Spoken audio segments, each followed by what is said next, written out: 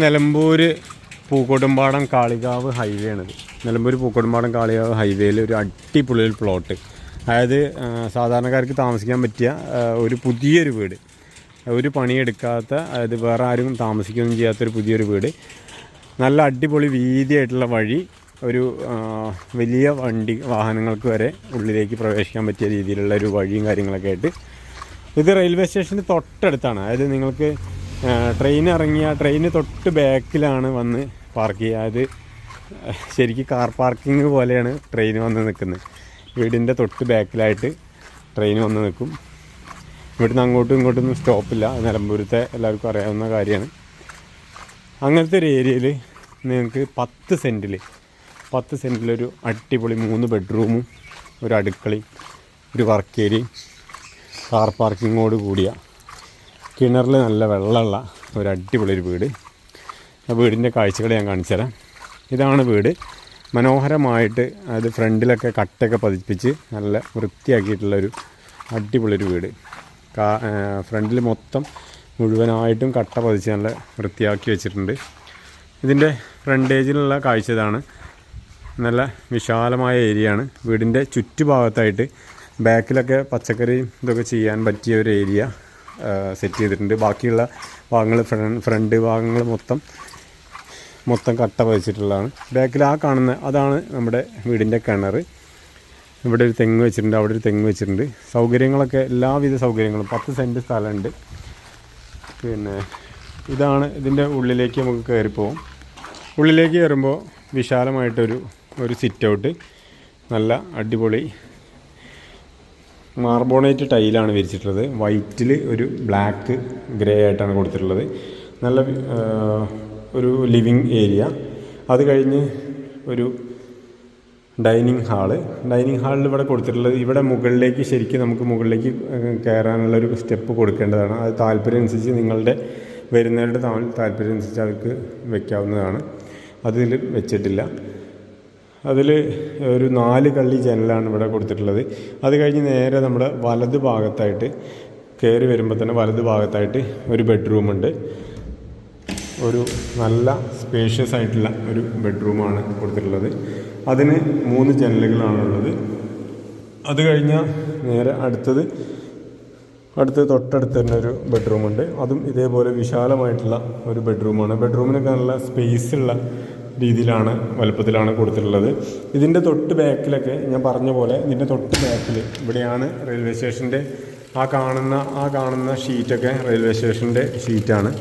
അതിൻ്റെ അടുത്താണ് റെയിൽവേ ട്രാക്കും കാര്യങ്ങളൊക്കെ ഉള്ളത്. തൊട്ടടുത്ത് തന്നെ, അതായത് യാത്ര ചെയ്യാനൊക്കെ നല്ല സുഖമായിട്ടുള്ള ഒരു ഏരിയയാണ്. ഇവിടെ ഇതൊരു വിശാലമായിട്ടുള്ള ഒരു കോമൺ ബാത്റൂമാണ് ഇവിടെ കൊടുത്തിട്ടുള്ളത്. നല്ല എല്ലാ സൗകര്യങ്ങളും, അതായത് ഒരു ഫാമിലിക്ക് നേരെ വന്നാൽ കയറാൻ പറ്റുന്ന രീതിയിലുള്ള ഒരു ഏരിയയാണ് കൊടുത്തിട്ടുള്ളത്. ഒരു വാഷ് ബേസിനും കാര്യങ്ങളൊക്കെ ഇവിടെ സെറ്റ് ചെയ്ത് കൊടുത്തിട്ടുണ്ട്. അത് കഴിഞ്ഞ് അടുത്തൊരു ബെഡ്റൂം, 3ാമത്തെ ബെഡ്റൂമാണിത്. എല്ലാ ബെഡ്റൂമും ഏകദേശം ഒരേ വലുപ്പത്തിലാണ് സെറ്റ് ചെയ്തിട്ടുള്ളത്. നല്ല സ്പേഷ്യസ് ആയിട്ട് തന്നെ കൊടുത്തിട്ടുണ്ട്. അതേപോലെ ഇവിടെ എല്ലാ ഏരിയയിലും വീടിൻ്റെ ചുറ്റുഭാഗത്തായിട്ട് വീടിൻ്റെ എല്ലാ ഭാഗങ്ങളിലും ഫുൾ ഭാഗങ്ങളിലും മതിൽ ചെയ്തിട്ടുണ്ട്. അതായത് ഒരു കോമ്പൗണ്ടിൻ്റെ ഉള്ളിലാണ് വീടിരിക്കുന്നത്. ഇവിടെ ഒരു ബാത്റൂം കൊടുത്തിട്ടുണ്ട്. ബാത്റൂം അതും നല്ല വിശാലമായിട്ടുള്ള ബാത്റൂം തന്നെയാണ്. നല്ല സ്പേഷ്യസ് ആയിട്ടുള്ള ഏരിയയാണ്. ഇതൊക്കെയാണ് ഈ വീടിൻ്റെ ഈ ബെഡ്റൂം. 3 ബെഡ്റൂമും 2 ബാത്റൂമുമാണ് വീട്ടിലുള്ളത്. പിന്നെ അത് കഴിഞ്ഞാൽ നമ്മൾ നേരെ പോകുന്നത് അടുക്കളയിലേക്കാണ്. അടുക്കളയിലേക്ക് ഒരു നല്ല വിശാലമായിട്ടുള്ള ഒരു അടുക്കള നല്ല സ്പേഷ്യസ് ആയിട്ടുള്ള, അതായത് ഫാബ്രിക്കേഷൻ വർക്കും കാര്യങ്ങളൊക്കെ ചെയ്തിട്ടുള്ള മൾട്ടിവുഡിലാണ് എല്ലാ വർക്കും ചെയ്തിട്ടുള്ളത്. മൾട്ടിവുഡിൽ ചെയ്ത വർക്കാണ്. നല്ല സ്പേഷ്യസ് ആയിട്ട് തന്നെ എല്ലാ സാധനങ്ങളും യൂസ് ചെയ്യാൻ പറ്റുന്ന രീതിയിൽ ചെയ്തിട്ടുണ്ട്.